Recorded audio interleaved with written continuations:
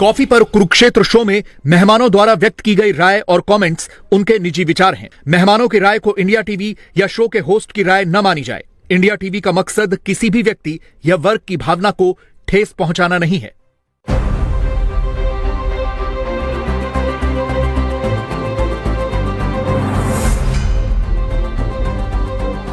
नमस्कार, बहुत स्वागत आप सभी का। आप देख रहे हैं आपका प्रोग्राम कॉफी पर कुरुक्षेत्र। मैं हूं रोज की तरह सौरभ शर्मा आपके साथ। आपका वो प्रोग्राम जब बातें करते हैं हम बिल्कुल खुल्लम खुल्ला। व्यूअर्स, आज बात करेंगे जरा हम बिहार की। बिहार बहुत ज्यादा इंटरेस्टिंग हो गया है। ठीक है, नीतीश कुमार जी की तो चर्चा अभी हमने एक आध रोज पहले की ही थी। अभी तक नीतीश जी हैरान करते थे, कभी इधर कभी उधर, और अब ये कह के हैरान करते हैं कि हम कहीं नहीं जाएंगे, हम यहीं रहेंगे। वो 4-5 बार याद दिला चुके हैं। अब उनसे आगे बढ़ के अब लालू जी भी हैरान करने लगे। लालू जी ने एक इंटरव्यू में कह दिया नीतीश जी आएंगे तो हम ले लेंगे। ऐसे कहते हैं वो, हम ले लेंगे। पूछा आप माफ कर देंगे? कर देंगे, हमारा तो कर्तव्य है माफ करना। तेजस्वी यादव बोले अरे आप लोग इतना बार पूछते हैं तो आप लोगों को ठंडा करने के लिए बोल दिया लालू जी, और कोई इसके पीछे वजह। लेकिन भाई लालू जी है ना, पिता तो लालू जी है ना, तो लालू जी की बात मानी जाएगी कि तेजस्वी यादव की बात मानी जाएगी? और अगर इनकी बात में कुछ दम है तो नीतीश कुमार की बात माने कि नहीं माने, जो वो बार बार कह रहे हैं हम कहीं नहीं जाएंगे? ये सवाल खड़ा हो गया है। तो आइए इसी की हम लोग बात करेंगे। प्रदीप सिंह जी रोज के प्रोग्राम में आ चुके हैं। सर बहुत स्वागत आपका। सर शुभराष्ट्र जी आज प्रोग्राम में हमारे साथ पॉलिटिकल कमेंटेटर हैं। बहुत स्वागत शुभराष्ट्र जी आपका एक बार फिर। और देवेंद्र पराशर जी हमारे पॉलिटिकल एडिटर हमारे साथ हैं। सर किसकी माने, लालू जी की माने, तेजस्वी जी की माने, या नीतीश जी की माने? नहीं, सबकी मानिए, सबकी अपनी अपनी इच्छा है भाई। इच्छा व्यक्त कर रहे हैं तो उस पर क्यों एतराज करें? लालू जी के बोलने का मतलब है वो एक तरह का डिस्परेशन है कि आरजेडी की स्थिति बहुत अच्छी नहीं है, और लोकसभा के चुनाव का नतीजा भी बताता है कि जो है स्थिति अच्छी नहीं। जो 2020 में सीन दिखाई दे रहा था तेजस्वी यादव का, आरजेडी का, वो आज 2025 में नहीं दिखाई दे रहा है। तो उनको भी समझ में आ रहा है, बिहार में जो भी बीजेपी को भी समझ में आता है, और नीतीश कुमार को सबसे ज्यादा समझ में आता है कि हमारे बिना तो काम नहीं चलना। नहीं, ये तो उनको बहुत अच्छे से समझ में आता है। तो उनको मालूम है कि जिधर हम रहेंगे उधर सत्ता रहेगी, और जिधर सत्ता रहेगी वहां हम ही मुख्यमंत्री रहेंगे, हमारे अलावा कोई नहीं रहेगा। तो उन्होंने जो ये बात कही कि अब कहीं नहीं जाना है, मुझे लगता है कि उनकी बात को मान लेना चाहिए। ऐसा कि आपकी एथलेटिक्स में परफॉर्म करने की एक सीमा होती है। उसके बाद जो है फिर आपकी इच्छा भले हो। मिल्खा सिंह मतलब आज अगर होते और दौड़ना चाहते, दौड़ तो लेते ही, लेकिन वो परफॉर्मेंस दोहरा पाते, ऐसा तो हो नहीं पाता। तो वही नीतीश कुमार का है। अब मेरा मानना है नीतीश कुमार और चंद्रबाबू नायडू दो ऐसे नेता हैं जो अपनी लिगेसी छोड़कर जाना चाहते हैं। तो नीतीश कुमार ये नहीं चाहेंगे कि उनको पलटू राम के रूप में याद किया जाए। सर ये अब उनके चाहने पे नहीं रहा। नहीं, तो याद किए जाएंगे।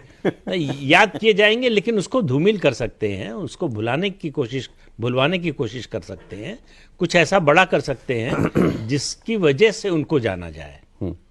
उन्होंने जो अपने जीवन में राजनीतिक गलती अगर कहें आप तो की 2013 में बीजेपी छोड़ के, साथ छोड़ के, एनडीए का साथ छोड़ के। अगर एनडीए का साथ नहीं छोड़ा होता तो आज वो उपराष्ट्रपति या राष्ट्रपति दोनों में से कुछ भी हो सकते थे। अच्छा, लेकिन उन्होंने उस समय लगा उनको कि प्रधानमंत्री हो सकते हैं। तो राष्ट्रपति उपराष्ट्रपति बहुत छोटी चीज़ है। और उनको जो समझाने वाले हैं, उनको जो चने के झाड़ पर चढ़ाने वाले थे, उनमें जो है वो नोबेल प्राइज विनर लोग थे। तो ऐसे में जो है अमर्त्य सेन, वो शंकरशेर ठाकुर की किताब में है कि लंदन में पार्टी चल रही थी, वहाँ पर इन्होंने जो राज्यसभा सदस्य थे, हरिवंश नहीं, पवन वर्मा, अच्छा पवन वर्मा, जेडीयू, उन्होंने पूछा अमर्त्य सेन कि आपको नीतीश कुमार की क्या संभावना लगती है? उन्होंने कहा एनडीए से अलग हो जाए तो असीम संभावना है। 2 दिन बाद प्रेस कॉन्फ्रेंस हो गई नीतीश कुमार की, एनडीए से अलग हो, वहां से सब खेल शुरू हुआ ये। तो इसलिए जो है वो महत्वाकांक्षा अभी जब तक ये इंडिया अलायंस बना है तब तक जीवित थी कि शायद एक मौका मिल जाए। लेकिन अब वो दब गई ना, खत्म हो गई ना। अब उन्होंने मान लिया कि ऐसा होने वाला सर लेकिन नहीं मतलब आपने ये बात आप पहले से लगातार कहते हैं, हमने तो अभी तो 2 रोज पहले बात की थी ना, हमने कहा था कि भाई अब नहीं दिखता मुझे चुनाव से पहले कुछ समीकरण बदलता हुआ। लेकिन ये नहीं समझ में आ रहा शुभ्राष्टा जी कि भाई Tejashwi Yadav for all practical purposes party तो तेजस्वी चला रहे हैं ना। तेजस्वी ने भी एक कल बयान दिया कि इनको ये एक ही बीज 20 साल बोगे तो जमीन भी खराब होगी, फसल भी खराब होगी, अब इनकी विदाई का वक्त आ गया है। नेक्स्ट डे आपके पिताजी बोल पड़ते हैं कि हम माफ कर देंगे। अरे भाई वो चुनाव, उसको चुनाव लड़ना है, सारा कैंपेन नीतीश कुमार के खिलाफ है, पलटू चाचा नाम उसका दिया हुआ है और पिताजी सारे किए कराए पे पानी फेर दे रहे हैं। देखिए, मैं बहुत ज्यादा इसमें इसको इसलिए रीड नहीं कर रही क्योंकि बिहार की जनता हो या बिहार के आला जो लीडर्स हों हर पॉलिटिकल पार्टी के, उन सबको पता है कि ये समीकरण पोस्ट पोल और प्री पोल बिल्कुल अलग भी हो सकता है। ये क्लैरिटी है। मुझे सबसे ज्यादा अफसोस इस बात का लगता है सौरभ जी, अभी मैं इनफैक्ट यहाँ आने के पहले मैं बिहार के उन सभी बड़े बड़े जो समूह हैं, जैसे मिथिला स्टूडेंट यूनियन हो गया या जेडीयू के ही कुछ इंटरेस्टिंग लीडर्स से मैं बात करके आ रही हूँ कि भाई क्या चल रहा है वहां, क्योंकि मैं दिल्ली में हूँ बहुत दिनों से, मेरा बिहार का वो जो जड़ वाला कनेक्ट है वो खत्म हो गया। तो मुझे ऐसा लगता है कि सब इंतजार कर रहे हैं आज से 1 से 2 साल के बाद की, कि जब नीतीश जी या तो नहीं होंगे या पॉलिटिकली वैसी सिचुएशन होगी कि जेडीयू किसके पास जाएगा, जेडीयू का फ्यूचर क्या है। बिहार के लिए ये इंटरेस्टिंग है। ये छोड़िए ना, आप क्या बात कर रहे हैं कि चुनाव का CM बनना तो छोटी बात होगी, बहुत छोटी बात है। अच्छा, बिहार ऐसे भी हम लोग बहुत लंबे सपने देखने वाले, वैचारिक रूप से लंबे सपने देखने नहीं तो जेडीयू वाले क्या सोच रहे हैं, मतलब नीतीश जी स्वस्थ रहे, सब कुछ ठीक है, लेकिन बेटी के लालू जी की भी एज हो गई दिखती है, उन्होंने बेटे को सौंप दी है, इनको भी किसी को तो सौंप के जाना ही पड़ेगा ना पार्टी को। तो उसके बाद जेडीयू बचेगी या ये सब लोग मार काट के खा जाएंगे जेडीयू? ऐसा मुझे लगता है कि जेडीयू के अंदर लोगों को लगता है कि नहीं जेडीयू बचेगी। जब बात करते हैं लोगों से, लेकिन सबको अंदर पता है कि कुछ नहीं होने जाने वाला है। देखिए, नीतीश कुमार जी के पास एक बहुत, मैं अग्री करती हूँ प्रदीप जी से, एक बहुत अच्छी अपॉर्चुनिटी थी। मैं तो इनफैक्ट कहूंगी कि 2015-16 तक उनके पास एक अच्छी अपॉर्चुनिटी थी कि वो एक सेकंड रंग ऑफ लीडरशिप तैयार करते। मैंने खुद 2015 में उनके लिए काम किया है, तो मैं ये बहुत मतलब विश्वास के साथ ये कह सकती हूँ कि उनके पास जो महिला नेतृत्व था, जो SHGs के थ्रू उन्होंने खड़ा किया था, सेल्फ हेल्प ग्रुप, स्व सहायता समूह के रूप में खड़ा किया था, या जनरली भी जो महिलाओं के लिए जो युगांतकारी काम हुए बिहार में, भाई पहली बार रिजर्वेशन की बात हो और पुलिस में रिजर्वेशन की बात हो, सरकारी नौकरियों की बात हो, जितने बड़े बड़े स्कीम्स आज जिन पे पूरा देश चर्चा कर रहा और हम करके बैठ गए थे, वो नीतीश जी का ही विजन था। हालांकि वो लंबी बात है कि कर्पूरी ठाकुर जी के अलावा कोई विजन नहीं दे पाया बिहार को, समाजवाद का ही वो हम देख रहे हैं। लेकिन नीतीश कुमार जी ने ये बनी बनाई पॉलिटिकल कॉन्स्टिट्यूएंसी को पॉलिटिकली कैसे बुनाया। एक जेडीयू की महिला नेत्री आप बताइए जो कि खड़े होकर के नेशनली बात कर सके, नीतीश जी के ही काम को गिनवा सके, जिस दमखम से मैं कह रही हूं उस दमखम से ही गिनवा दे। तो ये उनकी बहुत बड़ी भूल रही कि उन्होंने सेकंड रंग लीडरशिप खड़ा नहीं किया। और एक नेतृत्व जो 50% महिलाओं की जो बात नीतीश कुमार जी ने शुरू ही नहीं किया उनके लिए, वो कॉन्स्टिट्यूएंसी को वो पॉलिटिकली ट्रांसलेट नहीं कर पाए नेगोशिएशन टेबल पे। आज नीतीश कुमार जी सिर्फ उसके लिए, आज तो वो किंग मेकर की भूमिका में है बिहार में, पिछले कई सालों से किंग मेकर की भूमिका में। मेक क्या खुद ही को मेक कर लेते हैं ना, किंग ही बनते हैं। ठीक है, बट किंग मेकर की भूमिका में भी जेडीयू रहता है, मतलब सीट वाइज अगर आप देखिए या जो भी कास्ट कॉम्बिनेशन सरकार की दृष्टि से। लेकिन आप उसके बियॉन्ड नेगोशिएट कर सकते थे, वो नेगोशिएशन नहीं हो। आप 2015 में आपने उनके साथ काम किया जी, कितने टाइम के लिए? अब उस चुनाव के लिए ही। अच्छा, उस चुनाव के लिए तो आप तो बड़ा अच्छे से जानती होंगी उनको। मैं जेडीयू और महिला में प्रकोष्ठ का की ही जिम्मेवारी एक तरह से थी मेरे पास। अच्छा, तो मैंने गली कूचे चप्पे तक नीतीश जी को भी आपने बड़ा अप क्लोज देखा है? बहुत ज्यादा तो नहीं, लेकिन हाँ, चूंकि सोशल मीडिया कैंपेन वगैरह में हैंडल कर रही थी, तो थोड़ा एक पर्सनालिटी का आकलन तो मैं कर सकती हूँ। अभी करते हैं आकलन। जी क्या है बताइए, अब आप बताइए। लालू जी भी चाह रहे हैं आ जाएं तो हम माफ कर देंगे, बीजेपी चाह रही है कि हमारी सरकार बन जाए, ये चले ही जाए तो अच्छा है। और 2-3 चीजें है सर। पहली बात ये है कि लालू प्रसाद यादव और तेजस्वी को लेकर जो आपने पूछा, उसमें यह है कि लालू प्रसाद यादव जो कह रहे हैं उसे ही सच मानिए आरजेडी के लिहाज से। अच्छा, तेजस्वी यादव और लालू प्रसाद यादव जो बोल रहे हैं वो उनकी पॉलिटिकल मैच्योरिटी है। तेजस्वी यादव जिस तरीके से खारिज कर रहे हैं, शायद ये अभी तक लालू प्रसाद यादव सुचारू रूप में ट्रेंड नहीं हो पाए हैं। वजह मैं बताऊंगा कि आगे क्यों। दूसरी चीज कि क्या नीतीश कुमार उधर जाना चाहते हैं, कोई ऐसी सुगबुगाहट है? बिल्कुल नहीं। दूर दूर तक नहीं, अभी की जो स्थिति है। नीतीश कुमार के से जुड़े हुए जो लोग हैं, जो 4 नेता हैं, अभी की जो ललन सिंह की बात कर लें, आप संजय झा की बात कर लें, विजय चौधरी की बात कर लें, अशोक चौधरी की बात कर लें, इनमें से 3 तो पहले से ही आरजेडी के साथ किसी प्रकार गठबंधन के हिमायती नहीं रहे हैं, मजबूरी में वो रहते थे। ललन सिंह रहते थे जरूर, तो अब केंद्र में मंत्री बनने के बाद वो एकदम से सेम पेज पे हैं। तो नीतीश कुमार के जो 4 प्रमुख सलाहकार हैं, जो कि नीतीश कुमार की पॉलिटिक्स में इनका सबसे अहम रोल है अभी की स्थिति में, क्योंकि कहा जाता है कि नीतीश कुमार जी अब उतने इफेक्टिव नहीं हैं। तो उस कंडीशन में इन चारों की मंशा भी बीजेपी के साथ ही रहने की है, तो वहां कोई दिक्कत नहीं है। अब सवाल यह है कि लालू प्रसाद यादव ने आखिर ऐसा बोला क्यों। पहली बात यह है कि जैसे अभी नीतीश कुमार जी आए थे दिल्ली, वहां जो कुछ बयानबाजी चल रही थी, जैसे प्रदेश अध्यक्ष दिलीप जायसवाल है बीजेपी के, हमें सोर्सेस के द्वारा जो जानकारी मिलती है, नीतीश कुमार जी उनसे बिल्कुल खुश नहीं रहते। उन्होंने शायद कुछ कहा भी कि कैसे व्यक्ति को प्रदेश अध्यक्ष बना दिया है, किसी सोर्सेस के द्वारा ये जानकारी मिली। दूसरी चीज कि विजय सिन्हा का आपने बयान देखा, तो ये सारा डिस्कम्फर्ट करने वाली चीजें हैं, और नीतीश कुमार के मन में तो ये रहेगा ही ना कि यार मेरा भी शिंदे ना हो जाए। वो तो ये चाहेंगे कि और सीट शेयरिंग की बात हो, ये सब चीजें अब शुरू होंगी। और जो हमें जानकारी मिल रही है उसके हिसाब से रणनीति ये है कि 6 महीने पहले, चुनाव से 6 महीने पहले अपने सारे कैंडिडेट्स को फाइनल कर लिए जाएं। तब सीट शेयरिंग की बात शुरू होगी। दिल्ली वो आए थे, बताया गया जेडीयू के कुछ लोगों द्वारा कि संभव है कि पीएम मोदी से मिले हैं। हाँ। उसके बाद खबर के तौर पे आई कि नड्डा जी से मिलने वाले हैं, वो दोनों चीजें नहीं हुई। जिस दिन नीतीश कुमार जी को दिल्ली से लौटना था, इसके 1 दिन पहले शाम में अचानक चले गए। तो ये सारी चीजें तो एक कयासबाजी का विंडो क्रिएट करती है, हालांकि पीछे उसके दूर दूर तक कोई आधार नहीं है, ये मैं कह रहा हूं। लेकिन एक जो विंडो क्रिएट हुआ, लालू प्रसाद यादव उसी विंडो का इस्तेमाल करके, अभी एनडीए की मीटिंग हुई, उसमें भी इन्होंने ललन सिंह को भेजा, उसमें हाँ, नायडू चल के आ रहे हैं वहां से, बिल्कुल बिल्कुल, ये नहीं आए। तो वो एक कंफ्यूजन क्रिएट करने की कोशिश लालू प्रसाद यादव ने की। और जो दूसरी बड़ी उनकी कोशिश है, जो ज्यादा मैच्योरिटी के हिसाब से मैं कह रहा हूं कि तेजस्वी क्यों मिस की है, कि आरजेडी की सबसे बड़ी चिंता क्या है कि आपके पास यादव वोट है, मुस्लिम वोट है, तीसरा कास्ट है नहीं। इस लोकसभा चुनाव में उन्होंने एक एक्सपेरिमेंट किया था कुशवाहा को जोड़ने का, और औरंगाबाद जैसी सीटें ने उसे सक्सेसफुल बनाया भी। औरंगाबाद में आरजेडी या कुशवाहा कैंडिडेट जीता, मतलब उपेंद्र कुशवाहा, ये सब जो लोग हैं, इनके कहने पे वोट नहीं दिया गया। तो उस 6% वोट को विधानसभा में साध लेना आरजेडी की सबसे बड़ी चिंता है कि मुस्लिम यादव के अलावा तीसरा अगर आप नहीं जोड़ रहे हैं तो फिर आपको दिक्कत है। और उसी लिहाज वो से इन्हीं के पास है, वो नीतीश कुमार, उसके सबसे बड़े चेहरे कुर्मी कोयरी दोनों के हिसाब से आप देखें तो नीतीश कुमार हैं।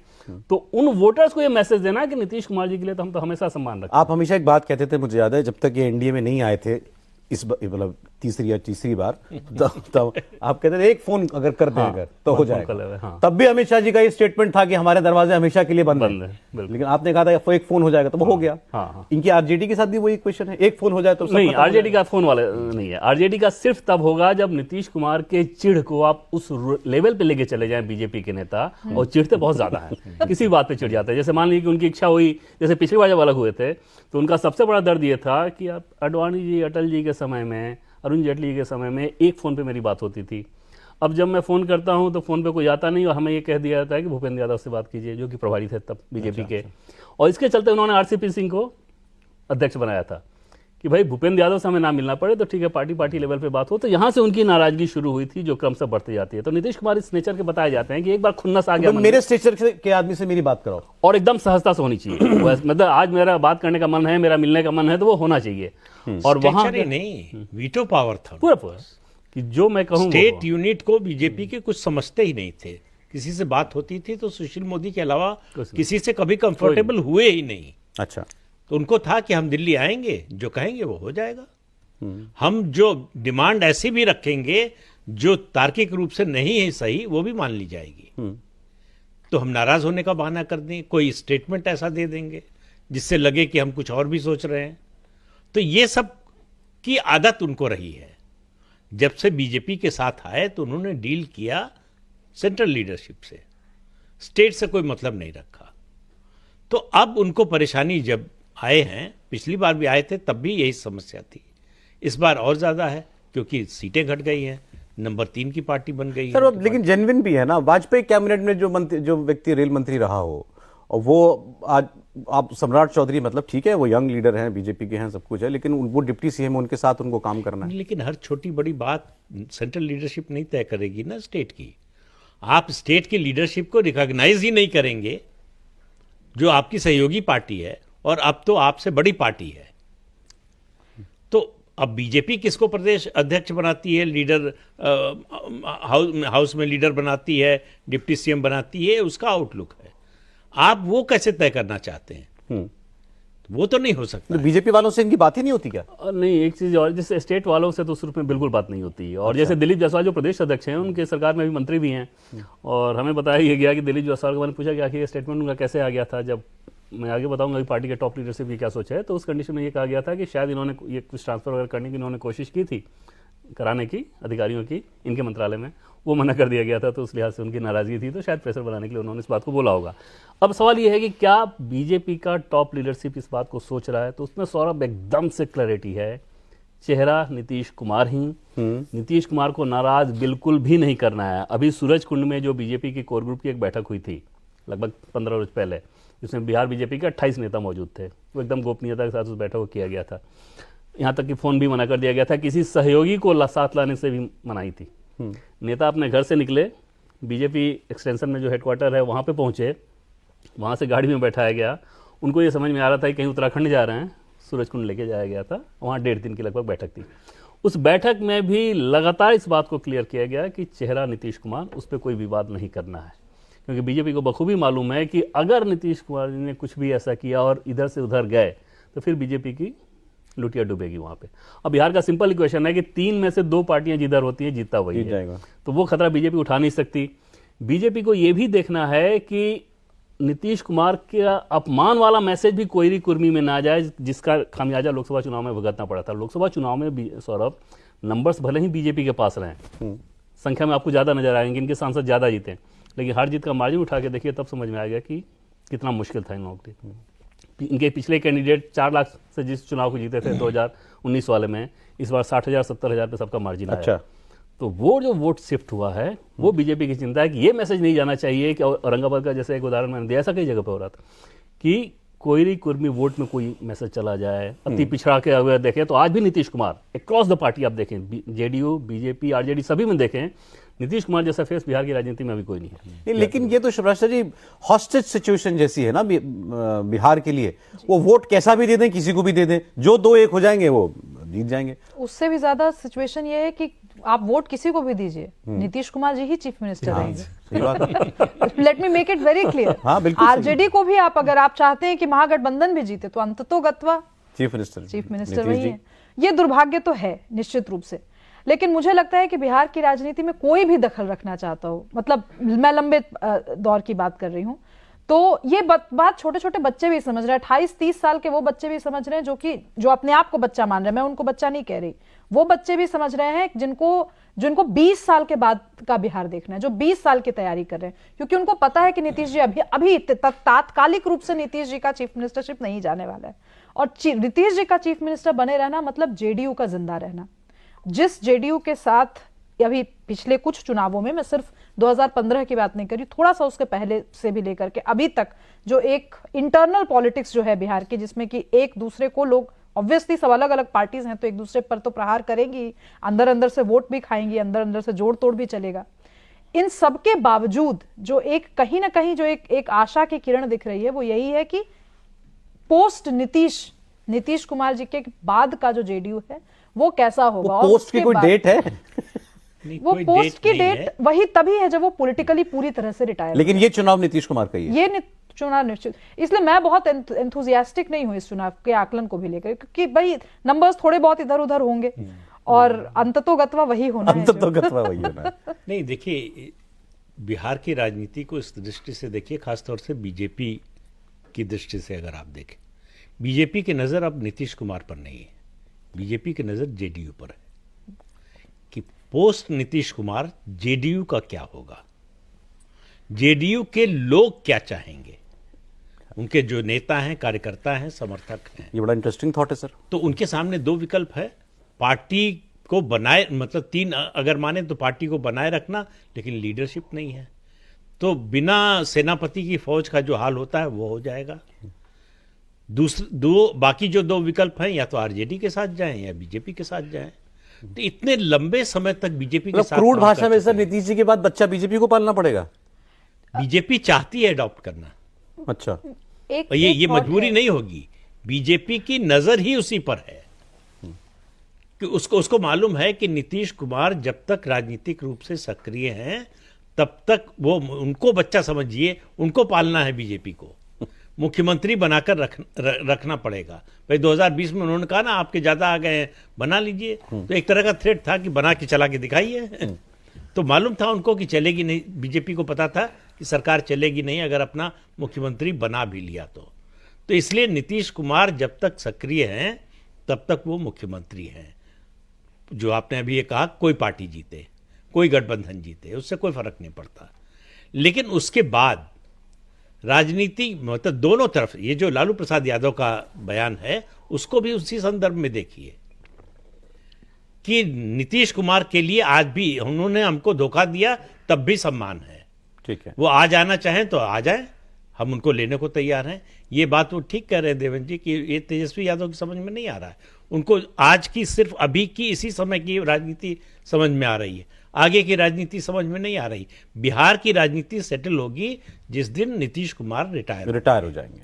ओके, तो उस पर नजर आरजेडी की भी है, उस पर नजर बीजेपी की भी है। मैं यही चीज मैं कहना चाह रही थी कि ये सिर्फ ऐसा नहीं है कि सिर्फ बीजेपी देख रही है कि पोस्ट नीतीश क्या होगा, ये काम आरजेडी भी कर रही है और ये काम कहीं ना कहीं एलजेपी भी कर रही है, क्योंकि बिहार का सारा खेल अब ओबीसी लीडरशिप का खेल है। अभी तक अगेन मैं बार बार कर्पूरी ठाकुर जी तक इसलिए जाती हूं क्योंकि वो एक मोमेंटस हिस्ट्री में एक मोमेंटस टाइम है। आप देखिए कर्पूरी ठाकुर जी की पॉलिसीज, लालू यादव ने भी उन्हीं पॉलिसीज को आगे बढ़ाया, नीतीश कुमार जी ने भी कमोबेश उन्हीं पॉलिसीज को आगे बढ़ाया, कोई नई लीडरशिप नहीं आई है। और ये सब कहीं ना कहीं जेपी आंदोलन वाला जो चरण था, समाजवाद का जो चरण था, वो वहां से है। अब घोषित रूप से आरजेडी जेडीयू तो वही इमरजेंसी के बाद वाला जो मूवमेंट था वो सब ये सब वही उन्हीं के बच्चे हैं। ये सारे जो मूवमेंट के बाद जो है पार्टी ही उस तरह की मूवमेंट है। बीजेपी एक एनोमली है क्योंकि वो अपने आप को घोषित रूप से समाजवादी नेता हो सकता है। आज बीजेपी के अंदर समाजवादी ही नेता हो बिहार के अंदर, जो भी मुखर चेहरा है, लेकिन समाजवाद को लेकर के जो बीजेपी की समझ है वो जेडीयू और आरजेडी की समझ से अलग है। तो इसलिए ये चरण इंटरेस्टिंग होगा। ये एक्चुअली विचारधारा की लड़ाई अगर पूरे देश में कहीं भी होगी तो वो बिहार में होगी, वो क्योंकि आरजेडी बनाम बीजेपी की लड़ाई। मैं वही पूछने वाला था, देर सवेर बिहार को भी बाइपोलर पॉलिटी में जाना है, समाजवाद वर्सेस समथिंग। अब ये बाइपोलर का मतलब मैं पार्टी से नहीं जोड़ रही, मैं विचारधारा से जोड़ रही हूं। मैं स्ट्रिक्टली पार्टी से जोड़ रहा हूं। बीजेपी वर्सेस आरजेडी बचना है। हाँ, वो तो पिछले चुनाव में भी क्लियर था, उसमें कोई शक नहीं है। पिछले चमत्कार कोई हो जाए तो अलग बात है, अदरवाइज अभी जो पॉलिटिकल सिचुएशन है उसमें बल्कि एक तरह से 2020 में ही बन गया था। तो ये आगे चुनाव में तो ये होना ही है। आरजेडी और बीजेपी दो पोल रहेंगे। अब कौन से सैटेलाइट कहां से थोड़ा बढ़कर किसकी तरफ आके जुड़ जाते हैं ये अलग बात है। उपग्रह हाँ, बिल्कुल, जैसे एलजेपी की बात की शुभ्रास्ता जी ने, ठीक है, वो एक पोटेंशियल सैटेलाइट है, लेकिन सवाल यह है चिराग पासवान में वो लीडरशिप की वो क्वालिटी है क्या, इस पर निर्भर करेगा। चिराग पासवान रामविलास पासवान नहीं है, ये समझना पड़ेगा। ये ठीक है कि उन्होंने पार्टी टूटने के बाद बड़ी मेहनत की, पार्टी को खड़ा किया और जो है एक तरह से साबित किया कि रामविलास पासवान के राजनीतिक वारिस हैं। इससे आगे क्या, ठीक है, उनके लिए आगे मतलब आगे चलने का मतलब है कि नया सोशल बेस तैयार करना, और वो सोशल बेस जो है वो मंत्री बनकर या जो है कुछ दिनों में या कुछ महीनों में नहीं होता, बड़ी लंबी लड़ाई लड़नी। सर, बिहार की एक और जो अच्छी इंटरेस्टिंग डेवलपमेंट थी वो थी गवर्नर जो आरिफ मोहम्मद खान भेजे गए। इसके पीछे क्या सोच है? मतलब इसके पीछे भी कोई पॉलिटिकल बिल्कुल तिकड़म है? बिल्कुल शुद्ध रूप से पॉलिटिकल तिकड़म है, और ये बीजेपी जेडीयू दोनों की सोच के साथ ये तिकड़म है। अच्छा, और उस तिकड़म पे जाने से पहले एक चीज मैं उसमें जोड़ दूं कि जो आगे की नजर की जो बात थी, नीतीश कुमार जी ने पिछला दोनों गठबंधन जब किया, चाहे बीजेपी के साथ या आरजेडी के साथ, दोनों ही गठबंधन के समय करने के समय उन्होंने यही कहा कि मेरा तो अब बस यही टर्म है ना, इसके बाद तो जेडीयू आप ही लोगों की। आरजेडी को भी यही बात उन्होंने कही थी, बीजेपी को भी यही बात उन्होंने कही थी। अच्छा, बिहार में एक और इंटरेस्टिंग डेवलपमेंट है, जो गवर्नर वहां पर नए भेजे गए हैं, आरिफ मोहम्मद खान केरल से अब बिहार के गवर्नर बनाए गए हैं। इसके पीछे भी कोई पॉलिटिकल सोच है? निश्चित तौर पर सौरभ सोच है, और सोच में बीजेपी और जेडीयू दोनों ही पक्ष शामिल थे। उनके एक रणनीति के तहत ये किया गया। इस पर हम लोग आगे बात करें उससे पहले मैं एक चीज आपको जोड़ दूं, जो सर बता रहे थे कि नीतीश कुमार ने आरजेडी और बीजेपी दोनों के साथ पिछला जो दो गठबंधन किया था, उन दोनों ही गठबंधन को करने के दरमियान आरजेडी के समय लालू प्रसाद यादव से, बीजेपी के समय बीजेपी के नेताओं से कहा था कि अब क्या, मैं तो इसी टर्म में मुख्यमंत्री हूं, इसके बाद कोई परिवारवाद वाली आप ही हमारी लोगों पार्टी को तो है नहीं, देखना है। ये जेडीयू तो सब आप ही लोगों का है, आप ही लोगों के जिम्मे। और वो दोनों ही दल बड़े खुश हो गए थे कि हाँ ठीक है, जेडीयू का जो वोट बैंक है वो हमारा होगा। दूसरी चीज जो आपने आरिफ मोहम्मद खान को कही कि बिहार इलेक्शन को लेके एक रणनीति ये भी है एनडीए की कि वहां जो मुस्लिम वोटर हैं, खासतौर पे जेडीयू को के अंदर इस बात को लेके ज्यादा इच्छा थी कि वो मुस्लिम कितना वोट करें एनडीए को ना करें वो अलग बात है, उनके अंदर एग्रेसिवनेस उस रूप का नहीं होना चाहिए कि इतना तीखा हो कि किसी प्रकार से एनडीए कैंडिडेट को हमें हरा देना है। और ये बीजेपी के लिए बहुत मायने नहीं रखती, जैसे कि पहले मैंने कहा, जेडीयू के लिए ये बात मायने रखती है। और नीतीश कुमार का हमेशा से एक क्लेम भी रहा है कि हाँ पसमानदा वोटर्स हमने क्रिएट किया, वो हमें उसका एक हिस्सा हमें वोट भी करता है, बीजेपी के साथ होने के बावजूद वोट करता है गवर्नेंस के नाम पे। तो आरिफ मोहम्मद खान के जाने से उनको ऐसा लगता है कि थोड़ा सा शायद आरिफ मोहम्मद खान मुसलमान मारे जा रहे हैं आजकल। कुछ सेक्शन ऐसे हैं कम से कम कोशिश तो कर ही रहे हैं वो कि उस रूप में कि तार्किक तरीके से समझा पाए कि हाँ भाई, नहीं तो वो लेवल चुनाव लड़े थे बीजेपी के टिकट पे, तब तो नहीं माने गए थे। इसलिए मैंने पूछा, मतलब ऑप्शन बहुत ही वही पहले है। लेवल हो गए वो तो। ऑप्शन क्या है, ऑप्शन क्या है इन लोगों के पास? जो ऑप्शन आपके पास होता है उसी में कुछ करने की कोशिश करते हो ना। तो नहीं, देखिए, उनके जाने से कोई चुनाव पर असर पड़ेगा ऐसा नहीं लगता। नीतीश कुमार के साथ एक कंफर्ट लेवल होगा, गवर्नर से कोई ऐसा टकराव नहीं होगा, कुछ इस या नहीं, तरह वो का तो नहीं जो ये कह रहे थे बीजेपी वालों से तो हम बात कर नहीं सकते, स्टेट वालों इनसे ही बात नहीं, करनी है। नहीं, ये बिल्कुल रोज किसी होगा। को फोन लगाना है तो बिल्कुल सौरभ, सही ये जो बात है। चुनाव वाली बात बता रहा हूँ मैं, ये एनालिसिस नहीं बता रहा हूँ, इन्फॉर्मेशन बता रहा हूँ। हमें ये बताया गया कि ये चीज है और कई सारे संगठन, मुस्लिम संगठन के नाम बताया गया है कि इनके प्रमुख लोगों के साथ उनके अच्छे ताल्लुकात हैं और जाने के साथ उन्होंने मुलाकात भी शुरू कर दी है। नहीं नहीं, मैं तो कह रहा हूँ नीतीश जी को एक बात करने वाला साथी मिल जाएगा। नहीं नहीं, साथी नहीं, एक व्यक्ति मिल जाएगा जो ऊपर तक सीधे बात पहुंचा सके। कोई बीच में जो है कोई स्टेप नहीं होगा, डायरेक्ट लाइन होगा, ऑपरेटर के hotline please जो hold। है, हाँ। वो नहीं रह जाएगा।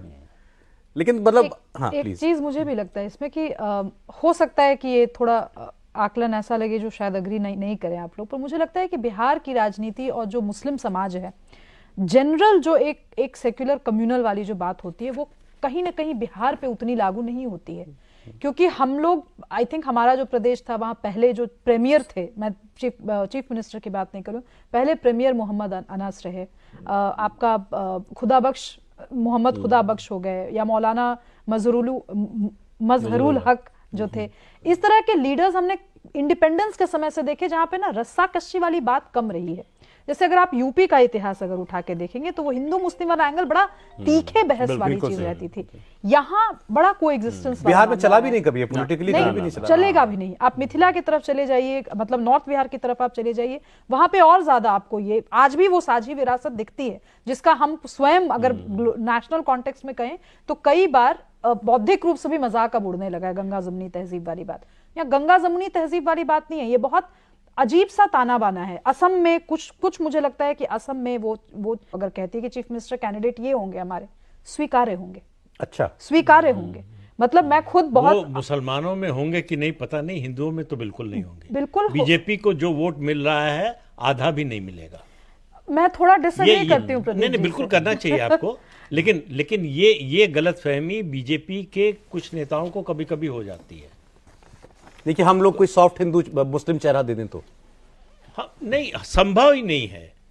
उस चेहरे को हिंदू तो बाद में, मुसलमान पहले रिजेक्ट करेगा। अच्छा, आप वो उस लिहाज से बोलो। हाँ, उस लिहाज से मैं जनरली कह रही हूँ कि जो हिंदुत्व की राजनीति का तमगा जो भाजपा पे लगता है, जो कहीं ना कहीं सही भी है, उसके बावजूद एक हिंदू तमगा नहीं, बीजेपी करती है वो राजनीति, उसका कोर है उसकी राजनीति का जी वो कोई मतलब केवल स्ट्रेटजी के नाते नहीं है, उनका बिलीफ है, जी जी उनका कमिटमेंट है उस राजनीति में।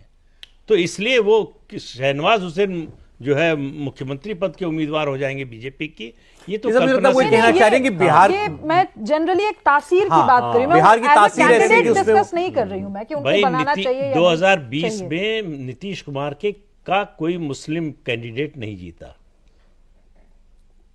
ये स्थिति बीजेपी के साथ रहने के बावजूद मुसलमान साथ है 2010 तक था जी नीतीश कुमार के साथ, जो सबसे बड़ी जीत हुई जी इंडिया अलायंस की। उसके बाद से तो किसी गठबंधन को उतनी सीटें, उतना वोट मिला नहीं।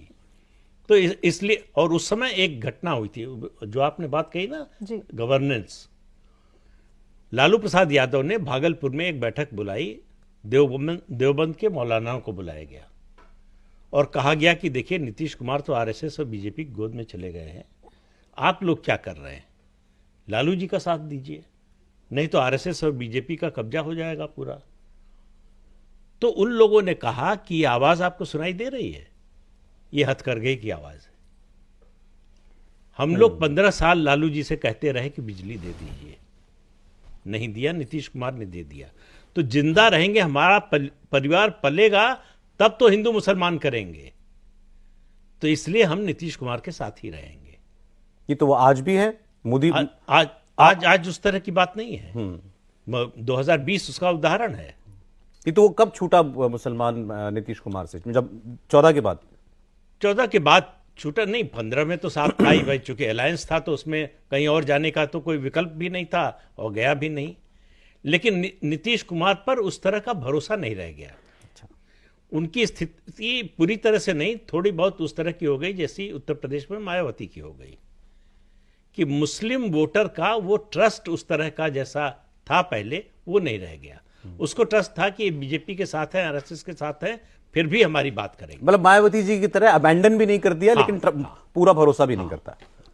लेकिन ये जैसा कि सुभाषा जी कह रही थी ना, ये फैक्ट है कि बिहार में आप हार्डकोर हिंदुत्व चला के बिहार की राजनीति को नहीं कर सकते। और एक एक्सपेरिमेंट इन लोगों ने 2015 में कर लिया था, बीजेपी वालों ने, क्या क्या नहीं बोला गया, उसका कोई असर नहीं होना। जैसे सिवान जैसे शहर का उदाहरण उठा के देखें, शहाबुद्दीन का इतने सालों तक राज रहा, कोई दंगे की तस्वीर कभी आपको याद नहीं होगी। तो वहाँ पर जनरल माइंडसेट ऐसा नहीं है। उसकी वजह यह है कि समाजवादी पृष्ठभूमि क्योंकि रही हुई है आमतौर पे बिहार की राजनीतिक चेतना का, तो उस हिसाब से बहुत ज़्यादा पोलराइजेशन वहाँ पे पसंद नहीं आता। इसलिए आपने देखा होगा कि उदाहरण तो अयोध्या आंदोलन, हाँ, कोई असर ही नहीं हुआ बिहार में। अभी आज जैसे आज की बात जब हम लोग कर रहे हैं, तो संघ इस बार आरएसएस बिहार के चुनाव को उसी रूप में ले रहा है जैसा कि महाराष्ट्र के चुनाव को लिया था। अच्छा, आज संघ के बड़े लोग वहाँ पे पहुंचे हुए हैं पटना में, और बीजेपी कोर ग्रुप के साथ उन लोगों की बैठक होगी, संघ के आनुषंगिक संगठन की बैठक, इसमें बीजेपी के भी लोग हैं, समझा जा सकता है कि लाइन क्या होगी। लेकिन वहाँ भी इस तीखेपन के साथ बीजेपी नहीं चाहेगी कि कुछ ऐसा करें जिससे माहौल गड़बड़ हो। आपने देखा होगा गिरिराज सिंह ने एक यात्रा जो शुरू की थी, कुछ जिलों में, 4 जिलों में हिंदू स्वाभिमान यात्रा समथिंग, हाँ, और फिर उसके बाद वो यात्रा फिर आगे नहीं बढ़ी।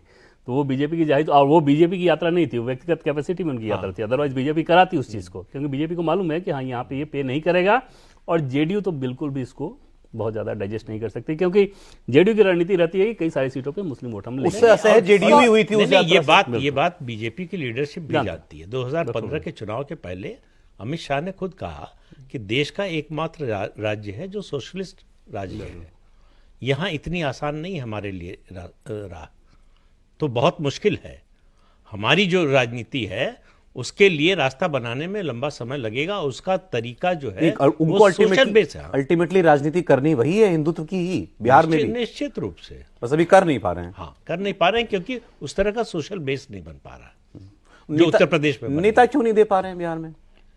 बिहार में कोई एक तो नीतीश कुमार के साथ के कारण, नीतीश कुमार कभी नहीं चाहते थे कि कोई बड़ा नेता बिहार में बीजेपी से आए। बीजेपी की टॉप लीडरशिप भी नीतीश कुमार के वीटो को हर समय स्वीकार करने के लिए तैयार थी। तो जो छोटे मोटे नेता जो आगे बढ़ सकते थे उनको भी धीरे धीरे जो है कतर के जो है वो बोनसाई बना दिया गया, तो धीरे धीरे खत्म हो गया सब। नहीं, लेकिन इसमें सिर्फ नीतीश कुमार को दोष देना मुझे लगता है कि नहीं, नीतीश कुमार को सिर्फ दो ना, अब उसके बाद भी कह रहे हैं अलग भी जब आप अलग हो गए तो बीजेपी ने किस नेता को दिया, और जिन नेताओं को दिया गया जिनके ऊपर भरोसा जताया गया, जैसे उदाहरण उठा के आप देखें, यादव कम्युनिटी के हिसाब से नित्यानंद राय को इतना कुछ दिया गया, क्या वो यादव में इस लायक भी नेता बन पाएगी 25% वोट ले लें? सम्राट चौधरी, नंद किशोर यादव उसके पहले, तो डॉक्टर संजय जायसवाल, क्या वो पिछड़ों के नेता उस रूप में बन पाए? जितने नाम उठा के आप देखेंगे उसमें नहीं समझ में आएगा कि किसी ने भी कोई वो पोटेंशियल दिखाया। तो बीजेपी के लिहाज से सबसे बड़ी समस्या, आज भी इनके पास कोई ऐसा लीडर नहीं जो एक कम्युनिटी का भी लीडर हो, कम से कम अक्रॉस द स्टेट छोड़ दीजिए। बड़ी सरप्राइजिंग है भाई, ऑलमोस्ट 20 साल से आप पावर शेयर कर ही रहे हो ना, उसके बावजूद। बिल्कुल। डिप्टी सीएम है विजय सिन्हा, क्या वो भूमिहारों के नेता हैं? बिल्कुल नहीं। सम्राट चौधरी, उपेंद्र कुशवाहा, इन लोगों की अगर बात कर लें तो ये तो उपेंद्र कुशवाहा बीजेपी के नहीं है, लेकिन इन नेताओं के, एनडीए के नेताओं की बात करें तो एक जिले में अगर ये असर रख लें तो बहुत है। ऐसा नहीं है कि इनका कहीं भी जाएं और अक्रॉस द स्टेट आप लोग ये कर सकें। तो वो एनडीए की बड़ी चिंता है, और बीजेपी के लिए तो बहुत ही बड़ी चिंता है कि इनके पास कोई भी ऐसा नेता नहीं जिसके चेहरे के दम पे आप आगे जाएं। आपके हिसाब से बीजेपी का सबसे बड़ा चैलेंज क्या है बिहार में? मैं इलेक्शन छोड़ दीजिए। जी जी जी, generally। मैं उस पे एक आने के पहले एक छोटा सा मुझे एक आलोचना करनी है कि मुझे लगता है कि जब हिंदू मुस्लिम चर्चा जब होती है बिहार के संदर्भ में, तो हम कहीं ना कहीं ये भूल जाते हैं कि नॉर्थ बिहार और साउथ बिहार की रियलिटी एकदम अलग है। नॉर्थ बिहार जहां पे थोड़ा हिस्सा सीमांचल का भी है, वहां पर आपको वो जो अग्रेशन दिखता है कम्युनल फ्लेवर वाला, जहां के बाद ये जो कई बार जब मीडिया संस्थान भी पहुंचते हैं, चूंकि एआईएमआईएम की पकड़ भी वहां धीरे धीरे कुछ इलाकों में बन रही है, तो हम वहां पे कंसंट्रेट करते हैं।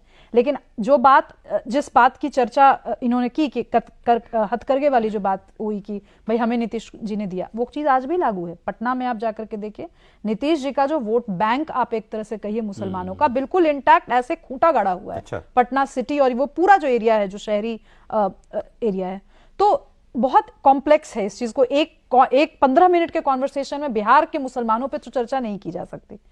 लेकिन जो आपका प्रश्न है कि बीजेपी के साथ क्या चैलेंज है, मुझे लगता है बीजेपी के साथ बिहार में क्या, पूरे हर प्रदेश को आप उठा करके देखिए, जो चेहरे की बात बार बार आती है, वो सही बात है कि वो नहीं है। आप महाराष्ट्र में देवेंद्र जी को हटा, अगर हम देते हैं देवेंद्र जी को, अभी हम साइड करते हैं, महाराष्ट्र में आप बीजेपी का एक और युवा नेता ऐसा आप कौन कहेंगे कि है?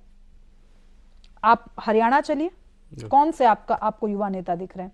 जम्मू कश्मीर चलिए, जिसको हमने भाजपा बना दिया का, वही जिसको नेता हम है। कहें कि सार्वभौमिक रूप से जम्मू कश्मीर का नेतृत्व करने वाला एक युवा, ये बीजेपी की समस्या, लार्जर समस्या है, जिस पे पार्टी को मुझे लगता है कि शायद बैठना चाहिए। बिहार को रिप्रेजेंट, ये बहुत दुर्भाग्य है कि और हम बिहार में ऐसे नेताओं की बात करें जो 5-5, 6-6 बार से लगातार एमएलए बनते आ रहे हैं बिल्कुल। और अच्छे नेता हैं। मैं इंडिविजुअली नाम नहीं लूंगी, बहुत अच्छे नेता जिनका मतलब जिनका मेरे जैसे लोग जो कि बिहार गा बगा आप जाते हैं, अगर मैं भी उनको व्हाट्सएप करके बोलूं मेरे पिताजी या की एनिवर्सरी है, भाई की शादी, सब पहुंचेंगे। ये वो जनसंपर्क वाले नेता हैं कि भूलते नहीं हैं। लेकिन सार्वभौमिक रूप से एक चेहरा बिहार में आप नहीं देख सकते कि ये भाजपा को नेतृत्व करने वाला ये चेहरा, ये कमी है, ये बहुत बड़ी कमी है। इसके पीछे का शायद मैं एक साइकोलॉजी शायद ये समझती हूँ कि जब तक नीतीश जी हैं, घूम फिर करके वही किंग मेकर और किंग पे बात आती है, वो नहीं चाहते कि कोई वैसा चैलेंजर हो। बट अब तो सोचना चाहिए। मतलब जब बिहार में असली चरण चुनाव के बाद होगा जो होगा, ऐसा समझ लें। चुनाव के बाद नहीं, मेरा मानना है कि नीतीश कुमार के रिटायर होने के बाद होगा। वो जब भी हो। हाँ, जब भी हो। चुनाव के बाद हो जाए, उसके 5 साल बाद हो, कितने साल बाद होगा पता नहीं, लेकिन नीतीश कुमार के बिहार की राजनीति से हटने के बाद बिहार की राजनीति बदलेगी, उसमें बड़ा बदलाव आएगा। अब वो किसके पक्ष में जाएगा, किसके विरोध में जाएगा, ये तो भविष्य बताएगा। अगले चुनाव में पीके और माले, ये दोनों फैक्टर भी बहुत सारी सीटों पे असर दिखा सकते अगला हैं। ये 25 का 30? अभी नहीं 25, इसलिए अच्छा। अभी विधानसभा चुनाव इस पर जो होना है, और बीजेपी की बैठक में इस पे चर्चा हुई, जिस कोर ग्रुप की बैठक की बात मैं कर रहा हूँ, उस पर बाकायदा इस पे चर्चा हुई थी कि इन दोनों फैक्टर पर एकदम से नजर रखिए और कैसे इसको न्यूट्रलाइज करना है, उस पर ध्यान देने की जरूरत है। तो जरा बिहार में आपने देखा अब कई सारे फैक्टर्स काम कर रहे हैं, और चुनावी साल में तो अभी बहुत कुछ होगा जो आपके सामने, आपके साथ हम लोग डिस्कस करेंगे। आज कॉफी पर कुरुक्षेत्र में इतना ही। प्रदीप जी बहुत धन्यवाद, आप प्रोग्राम में आए। शुभ रात्रि, बहुत शुक्रिया आपका। देवेंद्र बहुत धन्यवाद आपका भी।